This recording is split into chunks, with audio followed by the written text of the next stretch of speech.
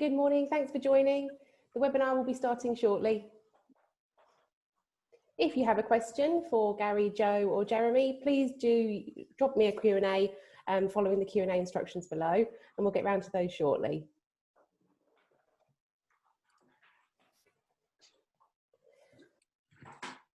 And for people joining that are interested in next week's webinar, we'll be talking about preparing employees to return to work.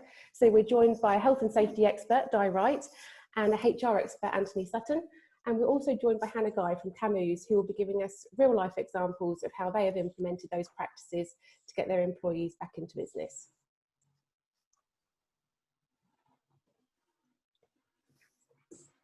As you can see, we're just waiting for Gary to arrive. Hopefully you'll be joining us shortly.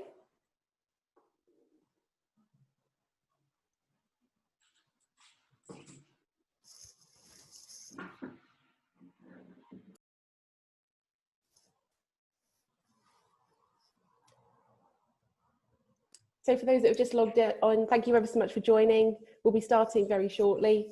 If you do have a question, please use the Q&A box below. We'll be sure to answer those as soon as we can.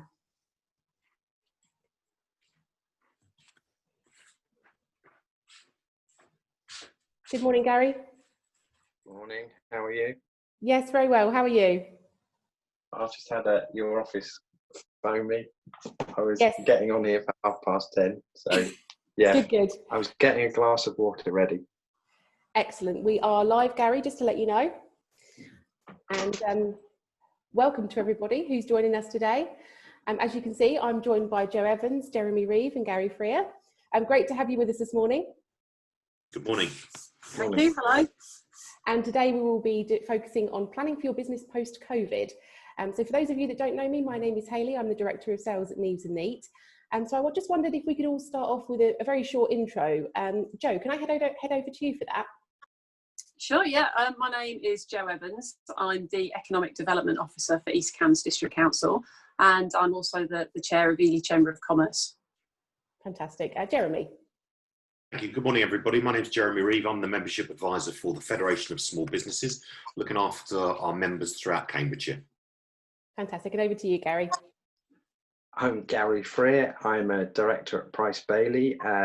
My portfolio is mainly, or the area I'm in is the business team, so anything up to the audit thresholds. So businesses from our fledgling businesses, startups, right up to that sort of 12 million turnover type business. So. Fantastic. So as you can see, we have a very expert panel with us today, and I appreciate all of your time. So as we discussed earlier, we're going to be talking today about various things all relating to planning for your business post-COVID. And as we have our three guests with us today, we thought it'd be quite useful to really give you something to take away in terms of valuable advice. And if you are at a point where you are deciding what direction to take your business in following COVID, some top tips to do that. So trying to condense it into 5 was quite difficult, but we're going to give it our best shot. Jeremy, I'm going to start with you. So top tip number 1, go for it. Top tip number 1 is planning. And I guess the challenge is that none of us have planned for this. So if we'd done a business plan and we'd got a contingency plan in place, we'd never had that around COVID. So my top tip is to plan. Okay, perfect. So in terms of return to work and from an employee wellbeing and health and safety point of view, what action points should businesses be looking at right now? Yeah, absolutely, around communication at the moment. So first of all, you've got to be aware that we're all quite panicked about COVID-19. A lot of us are really uncomfortable returning to the workplace because, of course, we're looking to protect ourselves. So when we enter the workplace, what your employees need to know is, are they safe? So it's a really good idea to write a letter to them to set out what you've done. I was with a great business a couple of days ago who have done a little video where they've walked around their business premises and they've recorded the hand washing points, they've pointed out the stickers on the floor, shown how they've separated the desks. So it's really good to inform your employees of what changes you've made because, of course, I think every single business, I'm sure everybody who's guest today will agree that we've all made some kind of changes within our business. So it's a good idea to write to your employees to put that into paper. it's also really worth pointing out what you're going to do looking after them moving forward. So a lot of employees will have suffered with a mental health concern during COVID. It could have manifested in lack of sleep, it could be worry, it could be concern or anxiety about returning to work. And I think it's really important as a duty of care as an employer to make sure that you've got the back of your employees and that you at least keep them informed about self-help. So we're recommending people like the Samaritans are really good. Every Mind Matters, perhaps do some research of the tools that are available for your employees and really communicate that to them. I think that's really important, and just make people aware of what you're doing to protect them, because of course as this develops over a number of many months to follow, there could, of course, be some litigation. So you have a duty of care as an employer to make sure you're looking after your staff and, of course, your customers if you're in a retail environment. So I think it's important to communicate with your staff about the things that we're possibly not thinking about at the moment. Absolutely, and that's a really good idea about the video. That sounds really good, and obviously can be relayed to all employees depending on the size of the business. That could be really helpful in terms of communicating that message. Absolutely. Do you think of the anxiety when, and kids, we all remember this as kids, when you have your 6 weeks holiday, you're really nervous about going back to school because it's an unfamiliar environment again. And that's actually the same about return to work. And we've had longer than 6 weeks. Some people have had 12 weeks plus off with no interaction of their colleagues, no being in the office around that environment. So some employees might find it really scary to go back into that workplace. So to protect your biggest asset, which is your staff, really go above and beyond to look after them and keep them informed. Definitely. Okay, so from a health and safety point of view, obviously businesses will be doing their COVID safe risk assessments. Yes. In terms of well-being and looking after their employees, is there anything else you can gather some insight on in terms of what businesses have been doing that you've been speaking to on that? Yes, certainly. So what a lot of businesses have been doing is looking at self-help. So looking at what resources are available in the marketplace to help your employees. So it is about setting up with a buddy. So depending on the size of the company, if you've got 10 or 15 employees, for example, it could be they don't all interact every day, all day. So perhaps do a buddy system where you'll pair them up with a different department, for example, and be very open about having chats around mental health. And I still think there's a bit of a stigma. I don't know what everybody else on the panel thinks, but mental health almost has become a buzzword, but when we analyse it, what does it actually mean? Well, it means that you might have a mental health condition at work, but it's not that you're sitting in a corner having a breakdown. It could be that you've got that anxiety. It could be that you're worried, genuinely worried at the moment about, is my job safe and secure? How is coming back from furlough going to affect the business? Have we got enough customers? Have we got enough cash flow? And these are all the things that as an employer and as a director of a business, you have to be really aware of, because you have to look after your members of staff like that. I mentioned earlier on Every Mind Matters, and perhaps give details in the breakout area about the Samaritans, things like that. And ask questions. I think as employers, we're often nervous of saying to our employees, how are you? How are you coping? How have things been? I think those informal chats are really worth doing. And also I'd point out to note those as well in their HR file. Note that you've had that conversation, because again, in 18 months' time, if you're subject to a tribunal, you need to refer to this kind of thing. We have a legal obligation for that. And it's interesting, many employees will also be thinking about how their employers have coped with looking after them and supporting them during this time. Some of the employees will come out very well from that, and others, if they're not performing well or making their employees feel safe, that could be a trigger for them to start looking to move on. Well, absolutely. You only have to look at a couple of famous names in the press all the time. Tim Martin, who's the chairman of Wetherspoons, and of course Mike Ashley from Sports Direct. Well publicised, they couldn't care less about their staff. And of course that message is now reflected to their consumers. A lot of people are boycotting Wetherspoons. In fact, there was a great app that's just been launched yesterday, I read in the press, called Never Spoons. And it's showing independent pubs near to Wetherspoons, because Tim Martin said in the beginning of this, number one, I'm not going to pay all my suppliers. Number two, I'm not going to pay the staff until we open again. And, you've got to be aware of that as an employer as well. Okay, right. Yeah, absolutely. Okay, so that's great. Thanks, Jeremy. Joe, I'm going to come to you now, and I guess that's kind of for more of a marketing take. So obviously your background is marketing, but you wear many different hats as part of that. So tell us what companies could be doing right now in terms of presenting themselves to get new customers, or actually how to approach their existing customers post-COVID. Okay, yeah, I've got a few points that could perhaps be useful. We are potentially staring down the barrel of a very severe recession.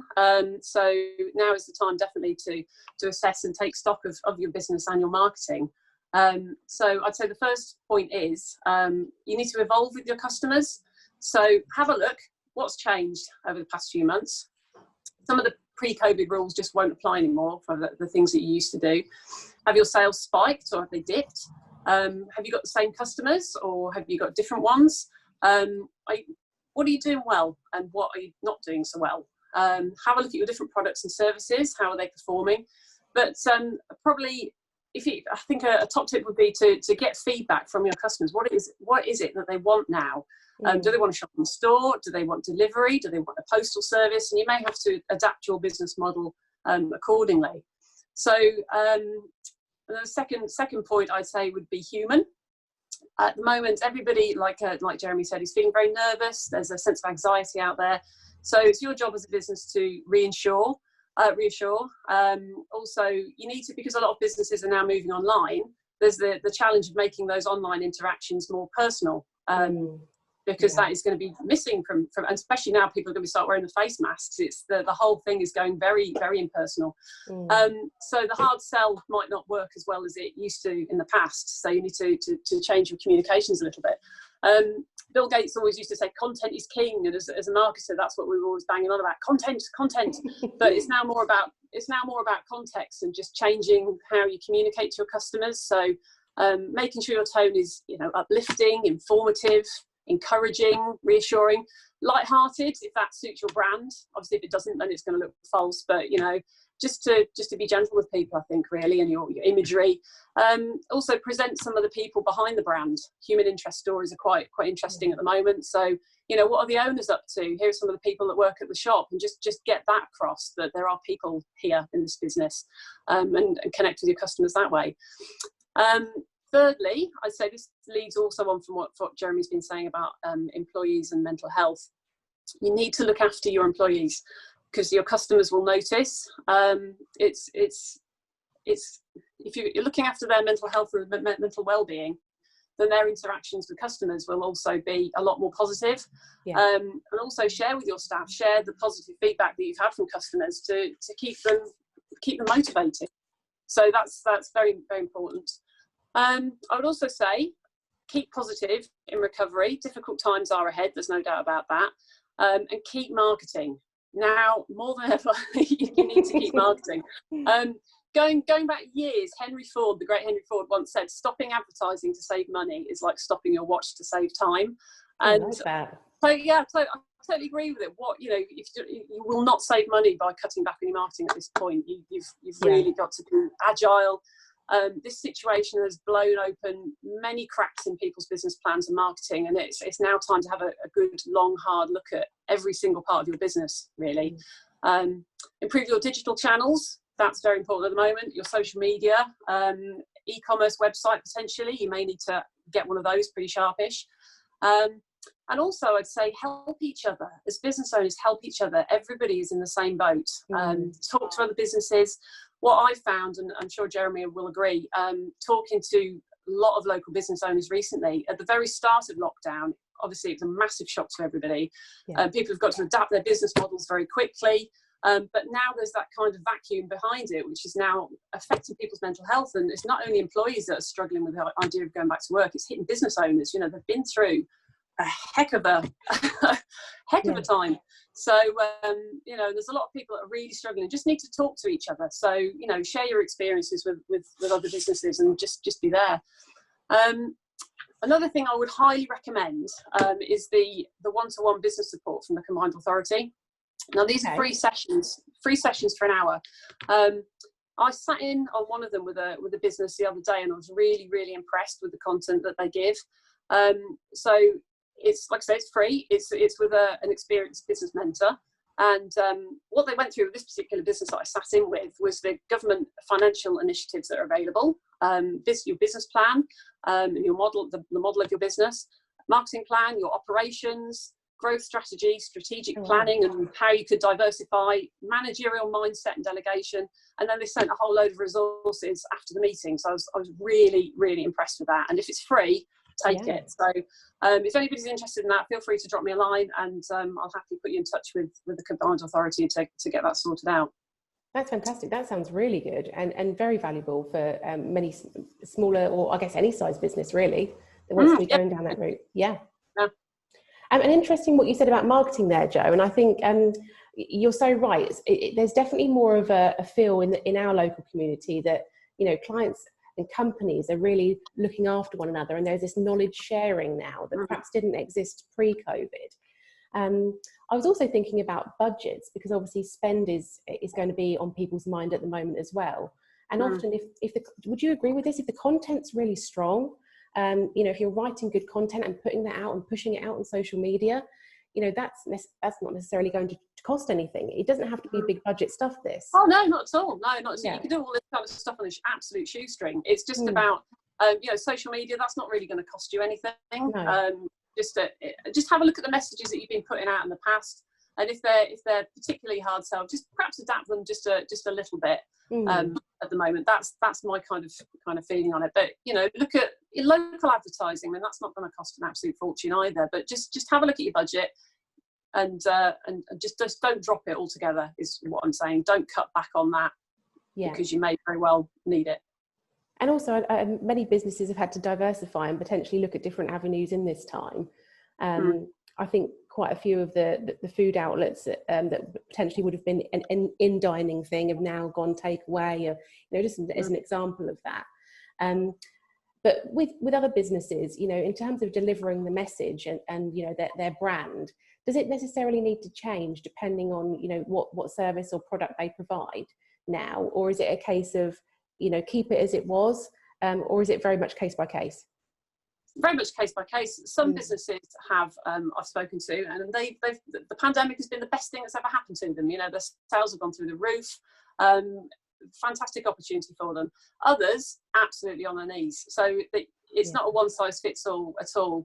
But what has happened in the majority of businesses that I've spoken to, so there's been some agility that's been required in the actual changing of your business model. So, for example, the restaurant case that you use, you know, a lot of them have set up a whole new takeaway service, which it's not just, you know, it's not just a 5-minute job. That's completely changing your business model and the way you cook and your processes and the way you market it. And you know, to do that rapidly is a heck of an achievement, I think, for local restaurant owners.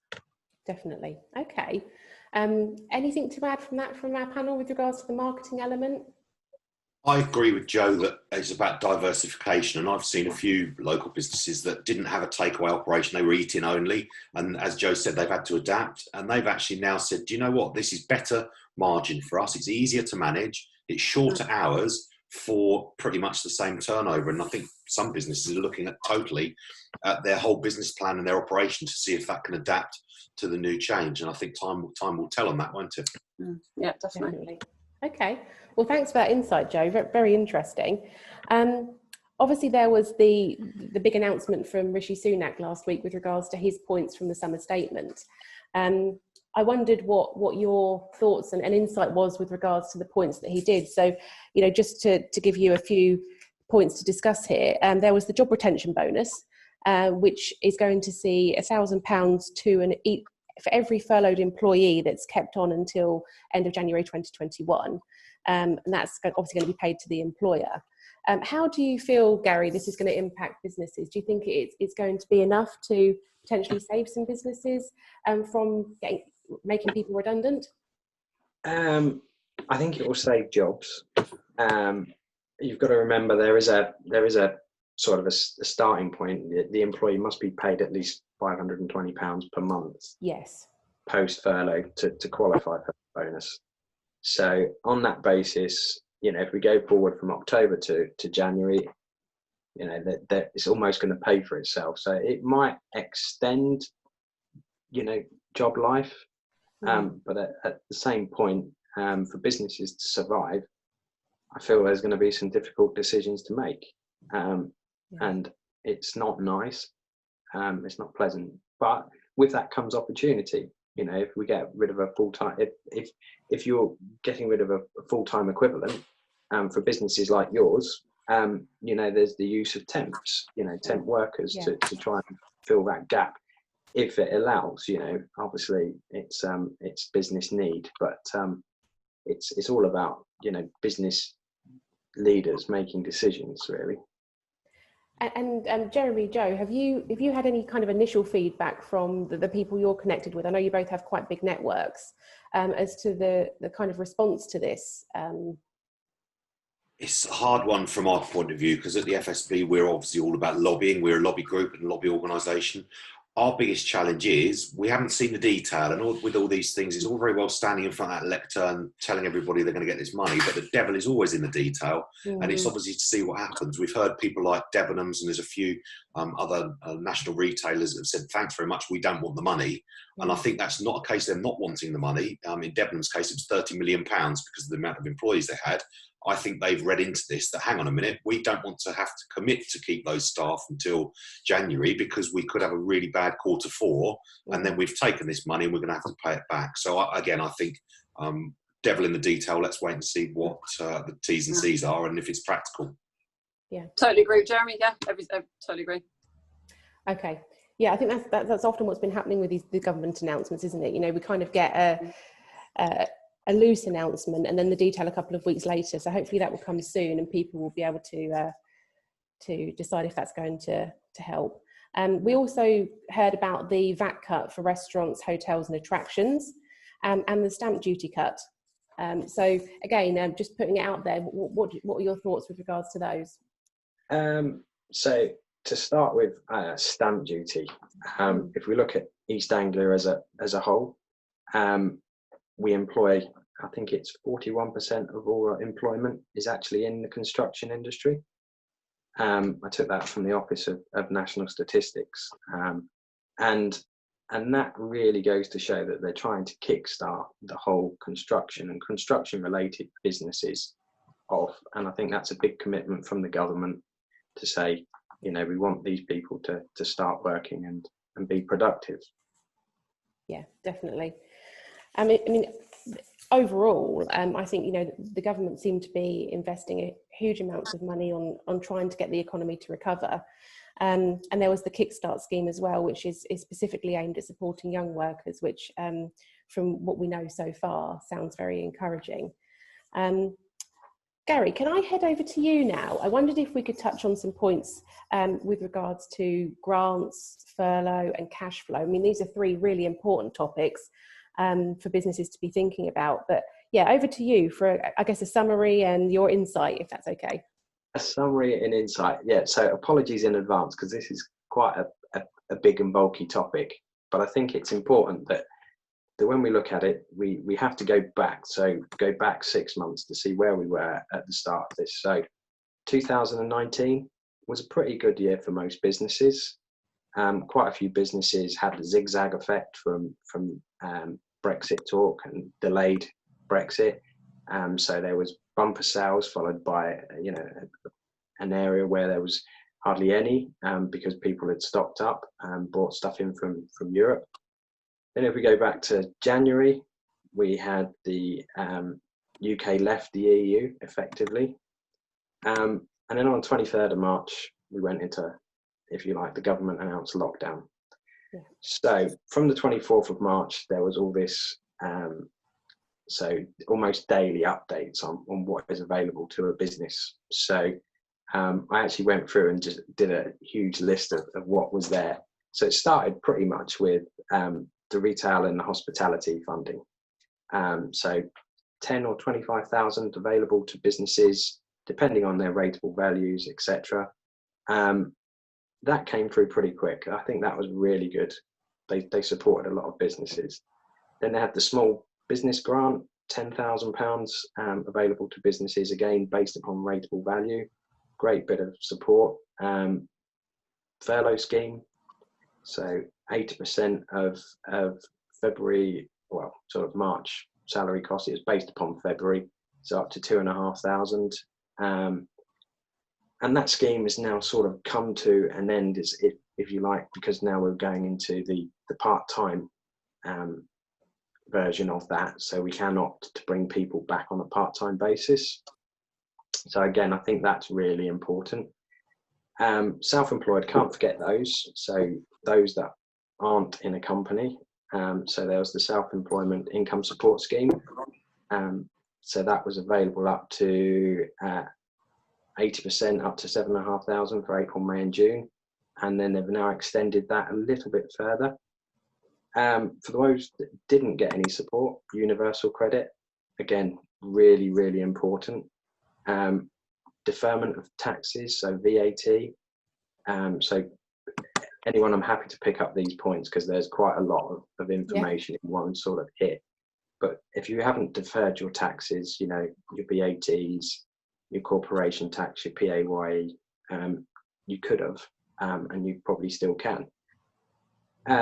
Councils, again, been really good. Top-up scheme, that is, that's sort of, it's designed at the real small businesses in shared spaces. It is discretionary. It's a lot harder to get, but the council's been really good at getting that money out. And then it's really looking at cash, because cash is really what's going to drive how we recover from this. So British banking by the government, which is the government bank, introduced coronavirus business interruption loan scheme. So that's up to 5 million. It's government backed up to 80%, and the bounce back loan, which is up to 50,000. You can apply online. It's about 7 or 8 questions. In my mind, it's the most simple bit of financial ever obtained. It's 100% government backed, no fees, and the government cover the first year's interest, and it's repayment free for the first year. So within all of that, there's going to be winners and losers. So some people can access it, some people can't. Right. I think it's really important to sort of know that that's there. So how do we look at recovering from this? I think it's more about cash is king. It was a popular phrase in 2008 to 2010 when we came through the banking crisis. So the more you have put aside, potentially the quicker you recover. Mm-hmm. If you look after your cash, the stronger your business will be. And if you run out of cash, ultimately the business will fail. But it's lack of cash, not lack of profit, that causes business failure. So it's protecting the cash and doing it. Now, where I feel it's really important for businesses is to actually prepare a cash flow. I don't know if anybody's done that. What does it look like? We're running a webinar tomorrow, this week actually, on the same subject. So I can share a link with anyone that wants to join to find out a bit more about cash flow. Yes, that'd be great. We'll put that on our website too. But if you look at your cash flow in the last few months, in April and May, people were still receiving income from their debtor book. So sales that had already happened, and it was slowly trickling in. So that was carrying them through until they started getting their funding for grants, furlough, just bank funding, deferments. Deferments have now come to an end effectively. So it's not time to sort of say, oh, I need to pay that money back. You can just phone them up and agree time to pay, which I think is really important. Budget that over the next 12 months and conserve cash in the business. July, businesses started opening up. People are coming back. Yeah. Real cash demand on the business because they're now starting to pay those wages that they weren't paying before. So for the last 14 weeks, 100 days, they've only been paying 20%. Potentially now they're paying 100% of wage costs. So it's managing that cash until you start seeing sales. Service sectors like ours, mine and yours, Hayley, it's purely a case of you put the invoice out there, but there's payment terms and it's waiting for that to come in. So I think that's really important to remember. But I think the next sort of wave of where people will start feeling the burn is probably November. Okay. When we start seeing furlough, officially come away, because I think that's when businesses really have to start standing up on their own 2 feet. And, you know, being how we were 6 months ago, a year ago, trade through it. And then I think the next big demand on cash is going to be January to March. So self-assessment, paying the dreaded tax man. Again, I think you'll probably be able to get time to pay on those. It is a cool conversation with the revenue. They have been pretty good. The COVID hotline has been really good at supporting businesses.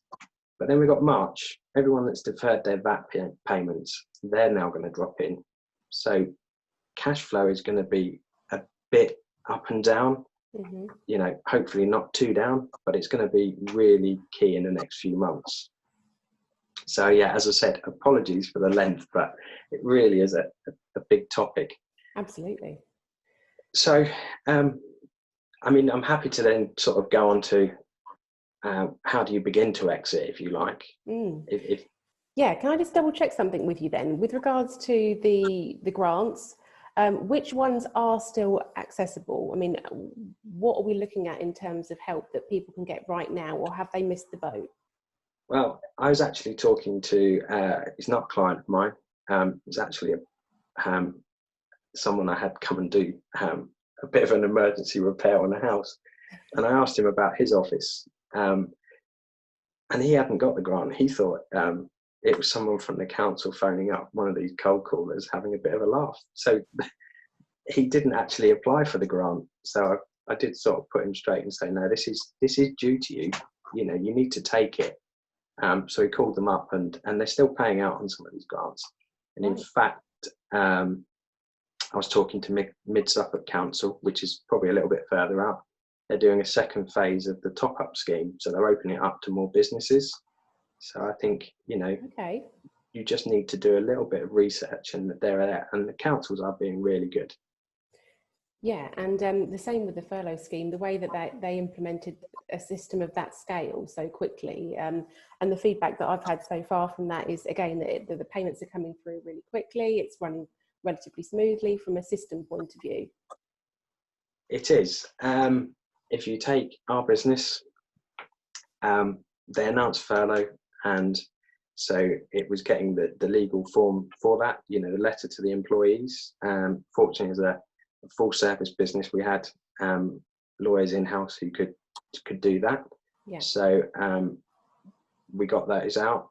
We then, if we ran the payroll, we effectively did the furlough part of that, and then we could do the claims. It was a lot of work.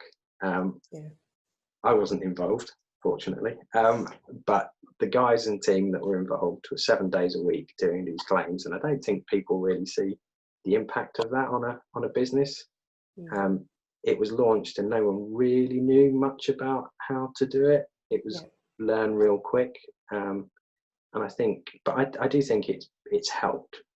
You know, I can't say how much it's helped. It really has helped businesses. And the ability to now flexible furlough, I think, will surely be only a positive thing, as companies can stagger their employees coming back, and the flexibility that's around that in terms of very little criteria for sort of set days and hours is also a real positive. Yeah, I was just prior to this, I was on another Zoom with a client in his bank, and he's saying, I'm going to start bringing my people back to work. At which point I stepped in and just sort of said, but it's going to be on a part-time basis, just to reassure the bank manager that we're going to use all available resources. Mm-hmm. It's not a crime to use, you know, this funding that is available. It's about survival, and the tax man will get his money back in the future, and some. But I think for now it's about survival and retaining the workforce. Yeah. Anything else to add there, Jeremy, Joe? No, just you mentioned about the VAT earlier in the conversation. It's going to be interesting to see whether the 15% is passed on to the consumer, because of course 75p a pint on average, and £5 a pint these days. Is it enough to get people back socially? I don't know about that. And will landlords pass it on to the consumers? Again, it was almost like the government were waving this magic wand and everyone was jumping for joy. Realistically, will it make a difference to the economy? Time will tell. I think in sort of bounce back to that, I mean, the 5% is for 6 months. And it's funny that you mentioned Wetherspoons fairly early on, and the hatred towards Wetherspoons at the moment with how they're treated staff. I did see newspaper articles today, several of them. They are reducing drinks prices and food prices already to reflect that reduction. I think others will follow suit. I'm not saying that that's the way forward, that they are the flagship for customers, but at least they're trying to promote people to get out there and spend money. And ultimately, spending money is how we're going to recover. Yeah. We've all saved travel costs into work. We've all got a little bit put extra away. So spending money is going to help.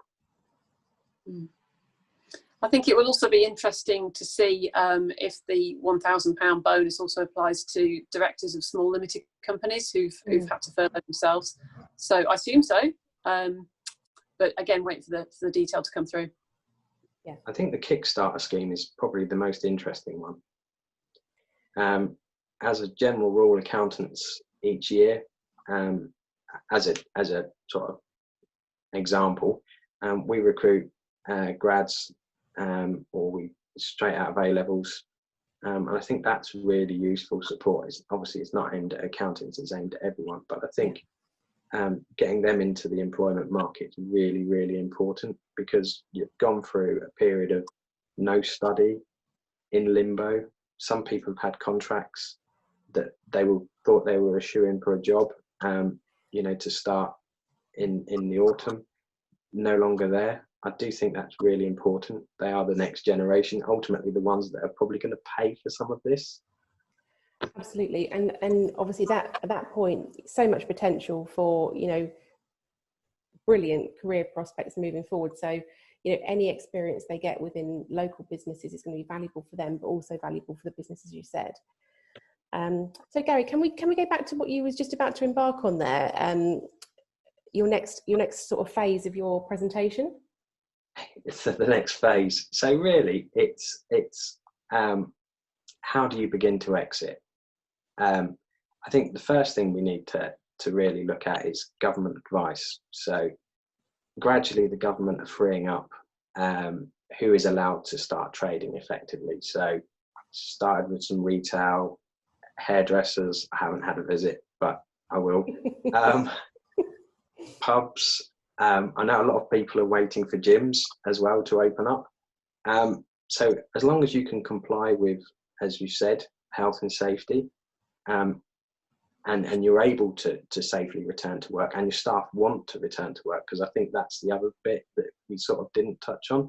Yeah. That some staff are going to resist, the ones that are shielding, trying to protect themselves, the at-risk categories. So I think that's one thing. It's actually when you're allowed to do it. But then there's factors below that. So your supply chain. Is your supply chain open and running? For instance, building industry. There's very few manufacturers of plaster and cement. And there's these big kilns that they turned off, and now there's a big short supply of plaster and things. So it's actually, can you effectively work? Have you got the supplies to do what you need to do in the next phase of your business? PPE. I was talking to a garage owner the other day. This is really quite interesting, actually. So before lockdown, he paid £2.99 for a box of 100 gloves. He's now looking at £16.40 a box. Wow. And it's the demand is outrunning supply at the moment. And so they have the people buying are having to pay more, and it's being passed back through the system. So I think you just have to remember that supply is also going to be important to when people can return to work. Consumers, they're going to dictate really when businesses come back. So I think a really good an example of this is dairy farms. At the start of the pandemic, they were pouring away thousands and thousands of litres of milk a day. because people weren't buying their lattes. Hotels weren't using milk for, you know, the incoming foreign travellers that have come to tour around the UK. So yeah, the consumer is going to dictate a lot of when businesses return. The fourth one, I personally feel it will be furloughing. So people will use that to help manage cash. So we've got a date when it will end, but from July it's flexible. It's currently 80%, or it was 80%. It's now going to go down from the 1st of September, reducing to 70% funding from the government. 1st of October, 60%. Is that going to be enough to get people back to work, or are people going to use that period to help manage cash? So I think they're quite important. What should we expect from businesses? And this is really an open one to all of us. Working from home. We've got quite used to working from home. I think going forwards, offices will become meeting points rather than actually where work is conducted. I think we'll see a lot more of home working, and particularly in sectors like mine or the law sector, recruitment. I think a lot more people are going to be demanding that we work from home. They've got used to it. Definitely, yeah. A lot of the businesses that I'm speaking to have kind of changed their outlook on working from home generally. Joe, Jeremy, any thoughts on that? How are you finding working from home, if you don't mind me asking? Well, currently throwing in the homeschooling juggle, so trying to answer phone calls and emails and do Zoom calls whilst teaching long division is a bit of a challenge. Bearing in mind I know nothing about long division, but so roll on September on that point. But otherwise, I mean, I've worked from home on and off the past 10 years, so from that point of view, that doesn't really bother me. But I can kind of see how it's nice to sort of have the office and close the door and go home. You know, when you work from home, everything's around you. You're constantly aware of piles of paperwork and stuff like that, and stuff that always needs doing. So takes a bit of self-discipline, I'd say. But yeah, I think I'll look forward to going back to the office and just get a bit of variety, actually. Yeah. Because I'm getting a little bit bored of the same magnolia walls all the time. Quite frankly. Jeremy, how are you finding it? I think from my point of view, it's very much love it or hate it. I personally don't enjoy working from home.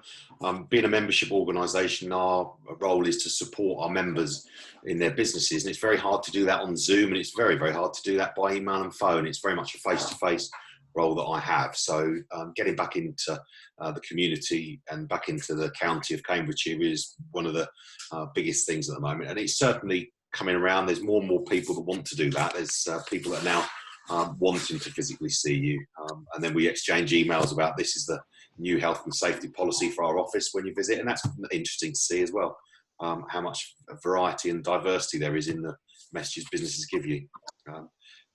One I went to visit the other day, they're a marketing company, and they sent me a video. This is what to expect when you visit our office. This is what you need to do, and it was really good, and they made it fun as well. And it was a great tick in the box from a health and safety point of view, and it made me more excited to visit their office. It was great. Oh, perfect. That's good. Gary, what about over to you? We've got a very similar thing, but actually from the employee's point of view. So actually, we're now all got to complete a form to say that we're comfortable doing it. You know, we've checked out that they haven't done any foreign travel. They haven't had any instances of coronavirus. We've asked all the right questions. And I think it's important that you cover both points. Actually, your employer checks that you're happy to do what's being asked of you, because not everybody will be. I do think so the high street, I think, it's pretty much had all the kicks it can probably take. But I think the high street has to now adapt a bit more to the online selling. People have got used to the convenience of shopping online during lockdown and having Amazon packages, whoever, deliver to your door. Don't have to visit high street. So I think high street's going to have to really adapt to where we're going. I don't think we'll see so much of the non-essential expenditure, like we said earlier, hospitality, large promotional events. I think we'll see those probably taper down in the next few months, and probably if there is a big launch, it'll be when it's safe. I don't think there'll be costs that people will want to look to not have really, but also poor attendances will be a large factor. And then I think there'll be certain businesses that cease, not through lack of funds, but it'll be the typical ones that have got good asset bases, a lot of cash, few employees, and really become dormant, waiting to see what happens, and then looking to invest, once sort of the doom and gloom has passed. If not, they'll look for a tax strategy to exit that business. So I think we'll see Companies House will say that we've lost X businesses, but I think some of those will be voluntary liquidations rather than actual liquidations. Exit is not a one-size-fits-all strategy. It's about each business owner, him or her, looking at the business and say what's right for them. I think you have to plan for the worst. Assume that your turnover is going to be, say, 50% down, because it could be as much as that. Trim costs where you can. I think we all need to look at savings. A lot of people go to Europe, to the Far East, on looking for new products. I don't think you'll see any of that. So there will be savings at the same time. But also look at your professionals, look at the FSB, look at the council for advice. And I think you need to take professional advice, whether it's an accountant, employment, coming to see you and saying what is right. Do we do a permanent or do we do temps? The commitment. I think it's seeing the professionals and getting the advice. There's some great blogs come out of Cams and Peterborough Council. Read those. Sign up to. We've got a blog as well, a COVID-related one, that keeps getting updated. People do videos as well, but really get as much advice as you can to help your business survive what is going to be, a lack of cash essentially. Yeah. I think it's worth stressing there's a huge amount of free advice out there. Joe earlier mentioned the Combined Authority, but there's an awful lot of resource online, not just at the FSB, but we have a dedicated coronavirus hub for members and non-members about all the information that's there. But absolutely, I think speak to, as Gary had said, speak to your local council and speak to your accountant. I think a lot of us are still concerned that you don't want to speak to your accountant because unless it's an accounting matter. But of course, these days you're quite diverse in that, Gary, aren't you? Yeah, we're as much about advice as we are about doing the day-to-day accounts and tax returns. I think we've adapted over time to become more about the advice-led business, rather than sort of the bits that we have to do to comply. But I think you do need to speak to a lot of people. Don't be frightened to speak to your bank manager. I think the more informed he is about your business, the better, because actually there will be loans, there will be, I can't mention which banks because that will show favoritism, but some really great products to help manage cash flow, from supporting your debtor book, because again, you're going to be funding everything until you start receiving cash, and can't really stress how cash is really going to be king in the next few months. Yeah, definitely. But get advice, definitely.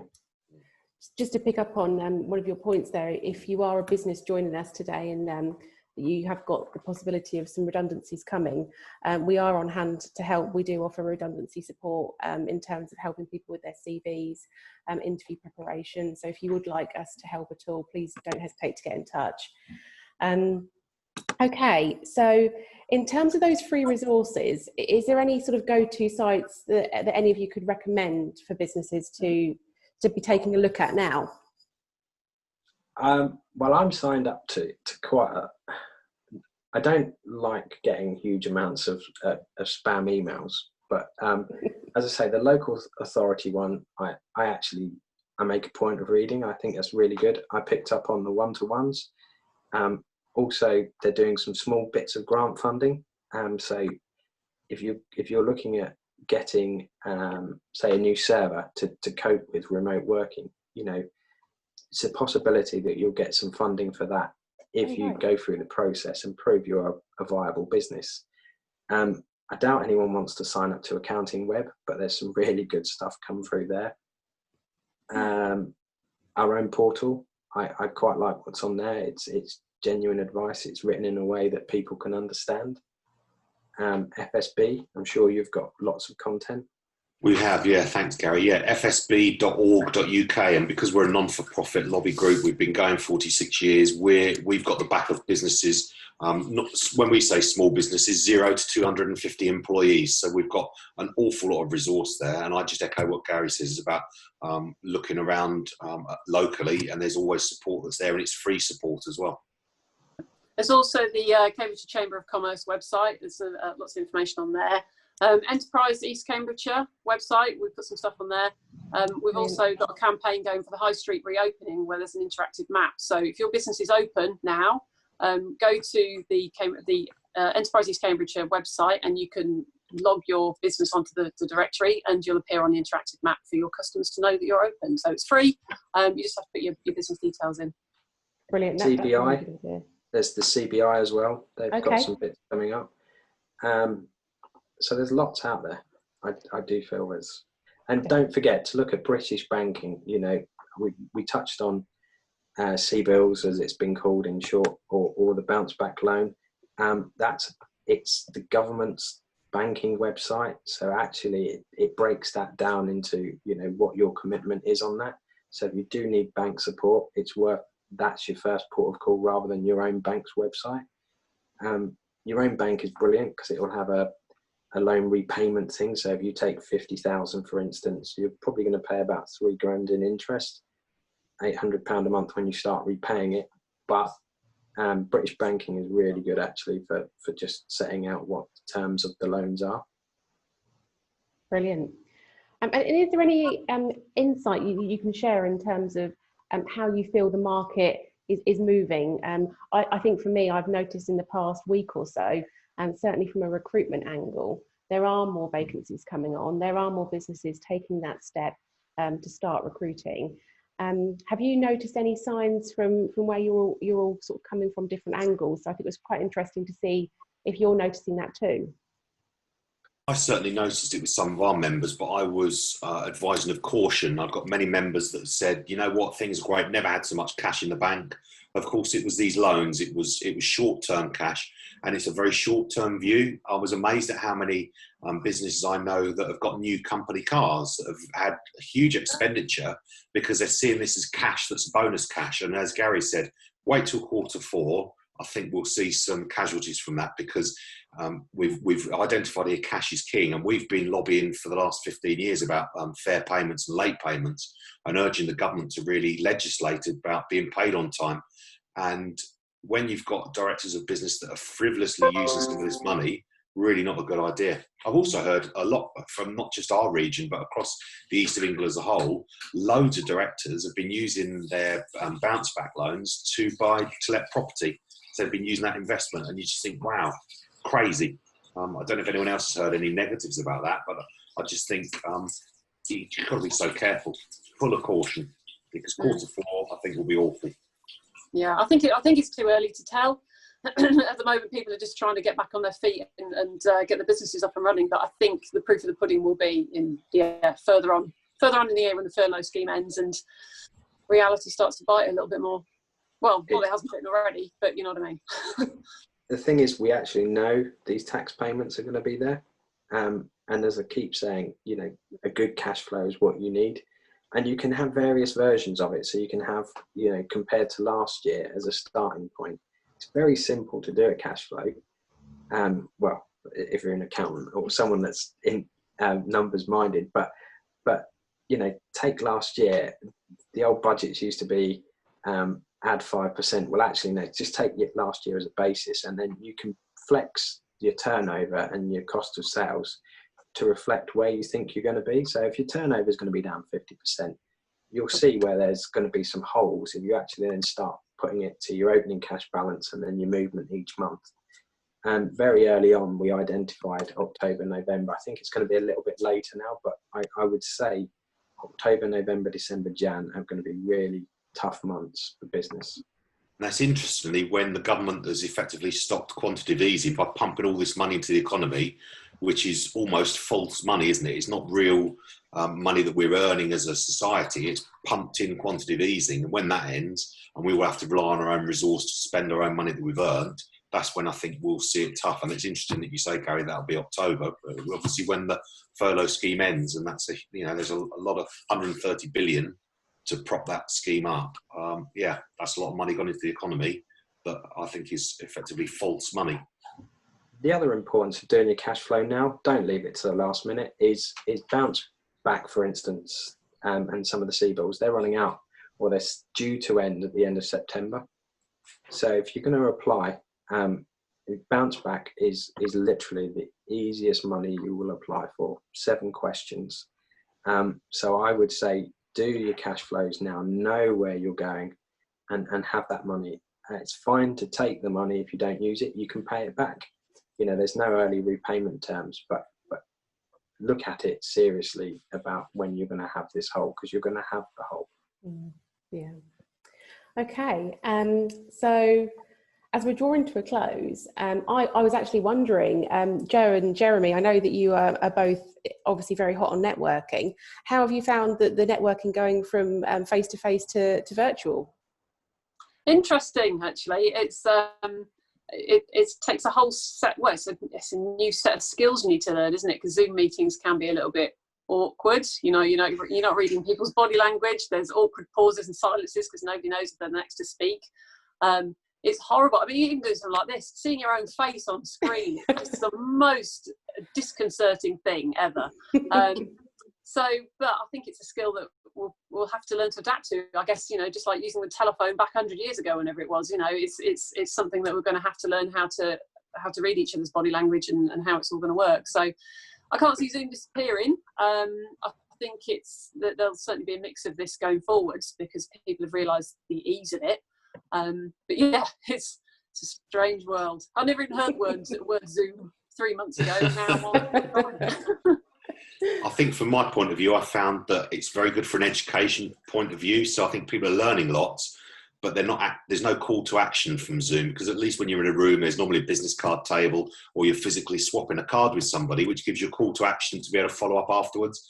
I think that with Zoom meetings, we certainly miss that element. So I think networking's great online for education purposes and for learning, but not necessarily for business development. I think they're two very, very different aspects to face-to-face versus the online. And are there any plans for either of your networking organisations at the moment to actually have events, even if they're like next year, or is that just not being reviewed at this point? At the moment, it's waiting for what the government legislation is going to be. So everything's just on hold. When can we do events? So things are kind of penciled in. The plans are kind of there in the background, ready to go. But we don't know how long this is going to go on for. Can we start having events in September, or is it going to be, further down the line next year sometime? So, yeah, missing the old human interaction though. Yes. Yeah. Yeah, I mean, this time of the year, obviously we would normally be doing the boost. The boost would be coming up September time. And we obviously missed the celebration of business that's normally over at the cathedral. So yeah, certainly missing, like, as you said, the face-to-face side of things. But hopefully we can get that back soon when it's safe to do so. Hope so, before I lose all my social skills. Okay, so to close, I just wondered if we could just come to each of you for your top takeaway from today on planning for your business post-COVID. So just to go over our top tips that we've covered, we had looking after your employees, we had the marketing angle from Joe, we covered off the benefits of the Chancellor's summer statement. Gary talked to us about grants, furloughs and cash flow. And then we kind of touched on creating a strategy to exit lockdown. So Jeremy, can I start with you? Your top takeaway from today, please.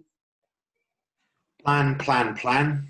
Yep. And you know what? Above all, health and safety, terms and conditions, all this, use your common sense. Because at the end of the day, most of these bases of health and safety is common sense. And I think don't make it overly complicated. Yes, get as much advice as you can. But at the end of the day, go with your gut feeling and just use common sense. Thanks, Jeremy. Gary? Well, as an accountant, I'm going to say it's planning really. It's knowing where you're going to be in 6 months' time from a cash point of view. There's going to be difficult decisions, but you've got to decide your direction of your business. If you want it to continue, then some of those decisions are going to have to be made. But ultimately, you have got to do some planning and some cash flow. Speak to the other panelists today to get more information, because it's a first in my generation, first in everybody's generation, and I think you just need to speak to others. And yeah. Perfect. And Jo? Carry on marketing. Really, don't let marketing be, you know, the first victim of all this. You just you need it. Evolve with the customers, like I say, be human. Look after your employees, and yeah, just keep positive really, and go for the one-to-ones with the combined authority. That's my top advice. Yes, absolutely. And as we said earlier, we will put all of the resources that we've kind of touched on today on our website, along with this video, so that will be available either later on today or first thing tomorrow morning. But thank you all so much for your time. Does anybody have any questions? If you have got a question, please drop us it via the Q&A box, and we can ask Jeremy, Jo or Gary for their valuable insight on these topics. But just while we're waiting to see if there's any final questions, have any of you got anything else to add in terms of what we've covered today? I think as a director of a business, step back, remember why you're doing it, read your business plan, focus your own mind of why you're doing this, focus on your why, and you know what, try and have fun still. It's a tough old world out there. It's tough juggling your cash flow, juggling your emotions as an owner of a business and that of your employees. Just remember why you're doing it and really focus on you as an individual as well. It's all right looking after everybody else, but make sure you're looking after you. Yeah, definitely. And if you are feeling like you're struggling, then please do talk to somebody, whether that's a professional organisation or one of us or anybody, a fellow business owner. Just talk. That's really good advice. And if you see a staff member struggling, take 5 minutes, give them a call, because if you're feeling it, so are they. So it's worth just having a chat about nothing, football, although that's not so interesting these days. But pick up the phone. You can be a resource as well as be someone that gives instructions and everything else. So yeah, and I think it's a really interesting point we touched on earlier with regards to people's nerves when they're going to be returning to the workplace and following a period of furlough, which could be a considerable amount of time by the time people are actually reintroduced to the office. There is going to be a nervous anticipation about going back and what it's going to look like, and returning to their role, which is potentially going to be the same, but could for some be quite different now, depending on what sector they're in. So thank you ever so much for your insight. We haven't had any questions come through, so I guess you've covered everything off wonderfully. And for now, we will leave it there. But thank you ever so much to our panel today. Next week, we will be doing preparing for your employees to return to work. So we'll be focusing on health and safety, and we'll be joined by Di Wright, who will be helping us look at COVID risk assessments. And we'll also be joined by Anthony Sutton from Cream HR.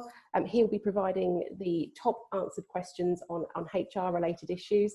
And we'll also be joined by Hannah from Camus, and she'll be providing some examples of how they've got their employees returned to work in a safe way. So thank you so much, and we will see you next week. Thanks, guys. Thank you. You're welcome. Bye. Bye-bye. Bye.